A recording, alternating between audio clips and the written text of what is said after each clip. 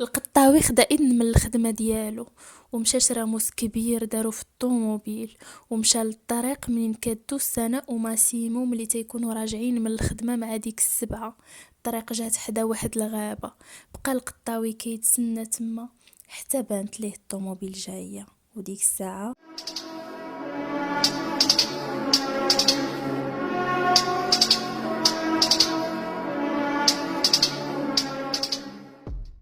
السلام عليكم، فرحانه بزاف نتواصل معكم في فيديو جديده ومع قصه جديده فيها بزاف التشويق. اش اخباركم؟ نتمنى تكونوا بخير ولقاكم فيديو في افضل الاحوال يا ربي. وبلا ما نطول عليكم بزاف ندوزو للقصه ديال اليوم. قصة اليوم غتسافر بنا لإيطاليا وبالضبط لمدينة بوردينوني فين وقعت هذه الجريمة. اليوم غنتعرفوا على أسرة مغربية كانت عايشة في إيطاليا واللي مع الأسف دفعات ضريبة الهجرة غالية جدا. غنرجعوا سنة 2009 السنة اللي وقعت فيها الجريمة. غنتعرفوا على أسرة مغربية مكونة من 5 أفراد. أب الأسرة سميتو قطاوي دافاني، سن ديالو 45 عام، مزوج بالسيدة فاطمة عندها 39 سنة. كان عندهم 3 البنيات، 2 بنيات صغار، وحدة عندها 4 سنين وحدة عندها 7 سنين. والبنية الكبيرة اللي هي البطلة ديال القصة ديالنا والاسم ديالها سناء كانت عندها 18 سنة. باش غنتعرفوا على هاد العائلة أكتر غادي نرجعوا 11 سنة اللور. كان القطاوي عايش في المغرب مزوج بالسيدة فاطمة وعندهم بنية السن ديالها 6 سنين، الاسم ديالها سناء. ولكن كان عندهم بزاف ديال المشاكل، خاصة المشاكل المادية، وكذلك عندهم بعض الديون. هادشي اللي خلى القطاوي دافاني يفكر في الهجرة باش يحسن وضعيته المادية وكذلك يخلص الديون اللي عليه. وملي جاتو فرصة عمل، عقد عمل كمساعد طباخ في محل بيتزا في إيطاليا، ما ترددش وجا لإيطاليا. وفعلا من بعد المجيء ديال هاد الأسرة لإيطاليا بدات الوضعية المادية ديالهم كتحسن، ماشي واو ولكن تحسنت الوضعية المادية ديالهم ولاو عايشين عيش كريم. قطاوي دافاني كان عايش هو ومراته وبنته، ومع الوقت زادوا عندهم 2 بنيات اخرين في ايطاليا. القطاوي كان اب مسؤول، كيفكر في عائلته، كيلبي الاحتياجات ديالها كاملين، ولكن شخصيته كانت صعيبة شوية. كان انسان متسلط، كان ممنوع على مراته تخرج ودير صحابات، وكذلك بنته سناء كان كيتعامل معها احيانا بقسوة لانها كانت قريبة دير 18 عام، وكان كيمنعها دير صحابات بزاف او تخرج او تعطل بالليل، وكذلك تلبس لبس بحالهم. هذا كان عنده هو مشكل. ولكن سناء بحكم انها كبرات في ايطاليا تقريبا كانت باغا تعيش بحالها بحال صحاباتها، باغا تندمج معاهم وتتأقلم معاهم، ولكن الاب ديالها ديما كان واقف في طريقها، وهادشي كان سبب المشاكل بيناتهم. سناء مع الوقت غتقرر تخرج من القرايه من الليسي، غتقترح على باها تخرج تخدم باش تعاونوا على الزمان، والاب ديالها غادي يوافق. سناء فعلا غتمشي تقلب على خدمه وغتلقى خدمه في واحد المطعم. هاد المطعم اللي لقات فيه سناء خدمه كان عنده 2 ديال المالكين، يعني 2 شركاء. فاش غتمشي سناء تخدم غادي يستقبلها واحد من الشركاء الاسم ديالو ماسيمو في بداية الثلاثينات. وكانت كتعجبو الخدمة ديال سناء لانها كانت مواظبة وكتجي ديما في الوقت وكتعامل مزيان مع الكليان وكتضحك في وجه كل شيء، وبالتالي الكليان كان كيطلبها بالاسم باش تسربي. هادشي علاش دارت بلاصتها في الخدمة بزاف.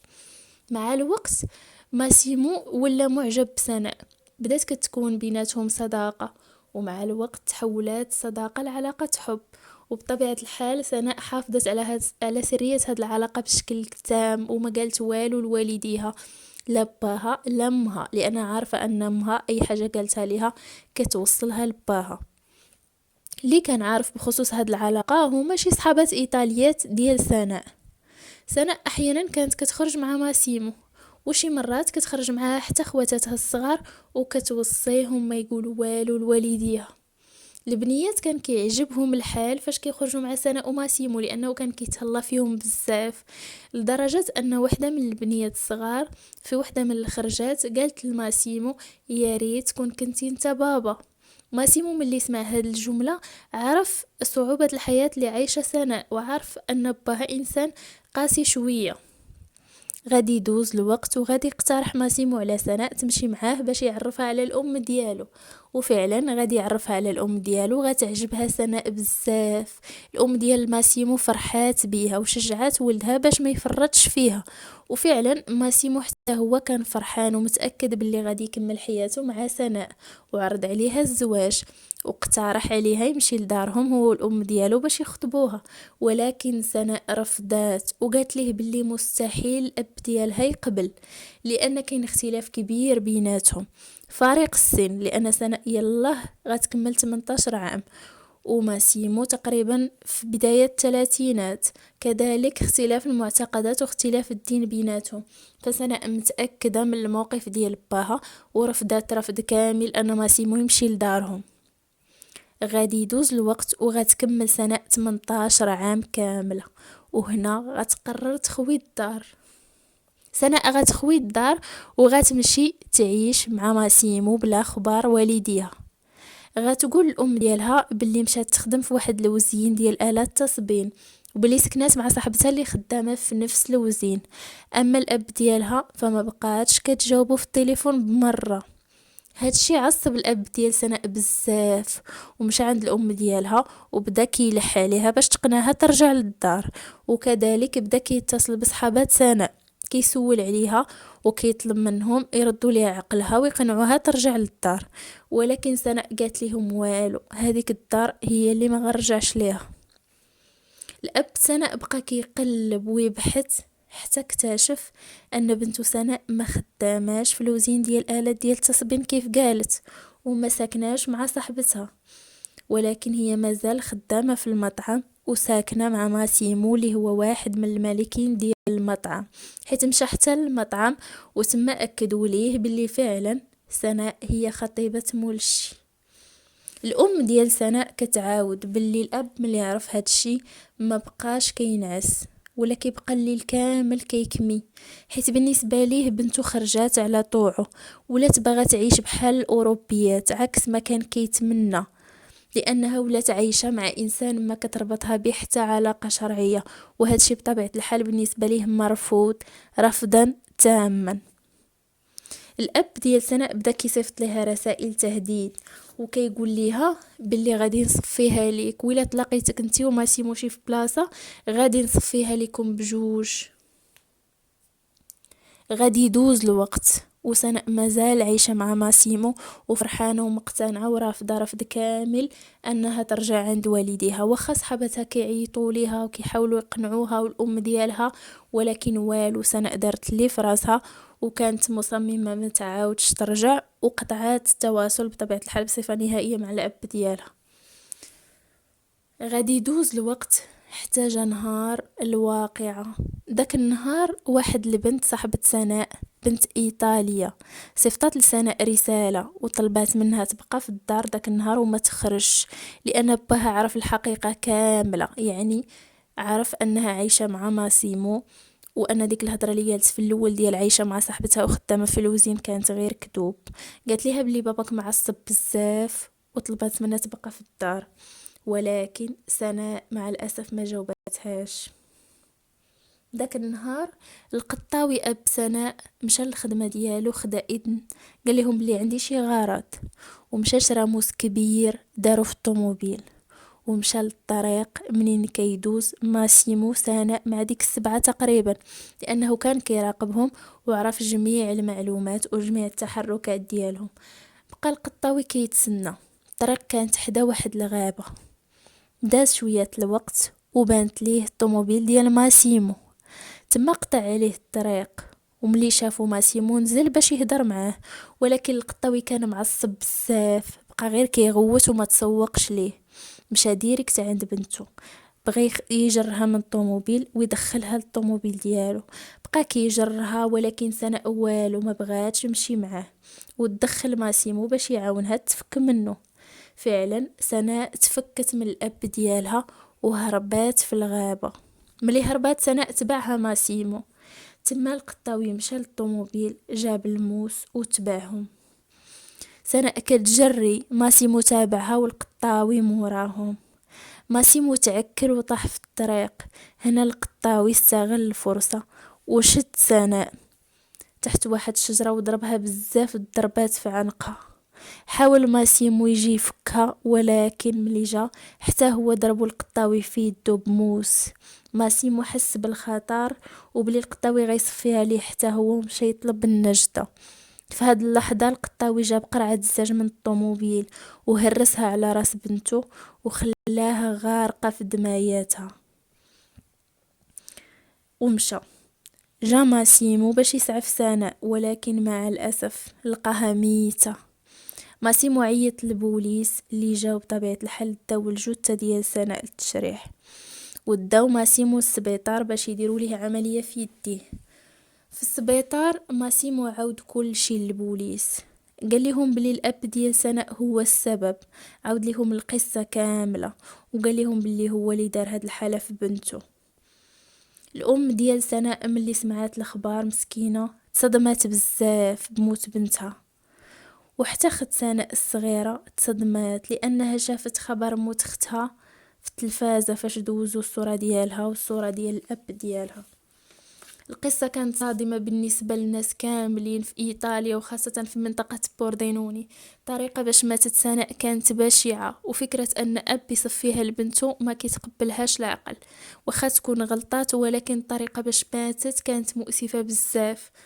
القصة ديال سناء أخذت منحى ديني، لأن الإيطاليين اعتبروا المسلمين عنيفين وقتلة، وهذا الشيء اللي خلى المغاربة في إيطاليا يخرجوا بتصريحات باش ينفيوا هذا الشيء، وكيقولوا بلي القطاوي قتل بنته بسبب معتقدات المجتمع، لأنه ماشي معقول في المجتمع المغربي تعيش بنت مع راجل بدون عقد زواج. وحتى إمام الجامع ديال المنطقة فين كان عايش القطاوي خرج بتصريح وقال بلي ما عمرو خلال هاد السنين كاملة فين عاش القطاوي في ديك المنطقة ما عمرو شاف القطاوي في الجامع. يعني القطاوي ماشي مسلم اللي كيمارس شعائر الدين الإسلامي كاملة، كيكتفي فقط بالصيام، وهذا الشيء كيعني بلي ماشي الدين هو السبب في هاد الجريمة. غادي يدوز الوقت وبتاريخ 19 شهر 9 2009 غادي تكون الجنازة ديال سناء بحضور بزاف الناس، الجالية المغربية في إيطاليا، وكذلك بزاف الناس اللي كانوا متعاطفين مع سناء اللي مشات ضحية وهي الله عندها 18 عام. الأم ديال سناء كانت في حالة خيبة بزاف، لأن عائلتها كاملة دمرات بالنسبة ليها، الزوج ديالها في السجن والابنة ديالها مسكينة اللي يالله عندها 18 عام. الفرحة الأولى اللي عاشت في حياتها حاليا غادي تدفن تحت التراب. ماسيمو حتى هو كان متأسف بزاف الحالة ديال سناء، وخا كان متردد في الأول ولكن قرر يحضر باش يودع سناء. ماسيمو حضر الجنازة وكان متأسف بزاف، ولكن أم سناء مرحباتش بيه واعتبرته السبب في داكشي اللي وقع لعائلتها، وقالت باللي لو ما دخلش لعائلتنا ولعب بعقل بنتي ما كانتش بنتنا غتخرج على طوعنا، وما كانش راجلي غادي يكون في الحبس حاليا. غادي يدوز الوقت وتجي النهار ديال محاكمة القطاوي.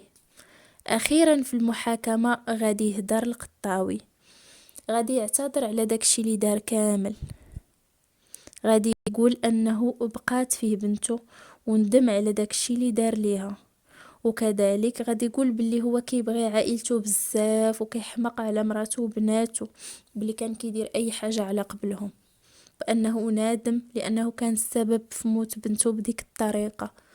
ولكن الندم ديال القطاوي والاعتذار ديالو ما شفعش ليه، وطالبوا ليه باقصى العقوبات. المحامي ديال القطاوي حاول يدافع عليه بكل الطرق، حاول ينفي وجود جريمة مع سبق الإصرار والترصد، وقال أن القطاوي ما كانش ناوي يقتل بنته، وأن الموس اللي كان في الطوموبيل كان شاريه لأغراض منزلية، وبأنه ذاك النهار غير تلاقاهم بالصدفة وما كانش كيتبعهم أو كيراقبهم كيف كيقولوا. ولكن هاد الخطة ما نجحاتش، لأن رسائل التهديد اللي كان كيصيفط القطاوي شحال هادي لبنته تعتبرات دليل ضده، بأنه كان أنه كان ناوي يقتلها من شحال هادي، وكان كيخطط لهذا الشيء، وكان كيراقبهم حتى عرف الطريق منين كيدوزوا وخطط يدير الجريمة ديالو في داك النهار بالضبط. المحكمة حكمت على القطاوي بالمؤبد مع 4 سنين الأولى كيدوزها في السجن الانفرادي. يعني القطاوي غيبقى 4 سنين بوحدو، عادي يمكن ليه يلتحق بباقي السجناء. المحامي ديال القطاوي غادي يستانف، وفي الاستئناف غادي يحكموا عليه ب30 عام. المحامي غادي يدير استئناف تاني ولكن غادي يترفض هاد المرة. الأم ديال سناء بقات عايشة في إيطاليا هي وبنياتها بجوج. عاونوها الناس باش تقلب على خدمة، وفعلا لقات خدمة وقررت تبقى في إيطاليا هي وبناتها، ورفضوا يرجعوا للمغرب. واخا مسكينة كان قلبها مكسور وكانت محسرة بزاف على بنتها وعائلتها اللي ضاعت. القصة ديال اليوم مؤسفة لأن بنية صغيرة مسكينة ضاعت حياتها وهي في عمر الزهور. أيا كان المخطئ في هذه القصة فكلنا متفقين أن سناء ما تستحقش هذه النهاية البشعة. كنتمنى أن القصة ديال اليوم تكون نالت استحسانكم وتكون فيها عبرة والإنسان ما يتسرعش، ونتلاقى إن شاء الله في فيديو جديدة.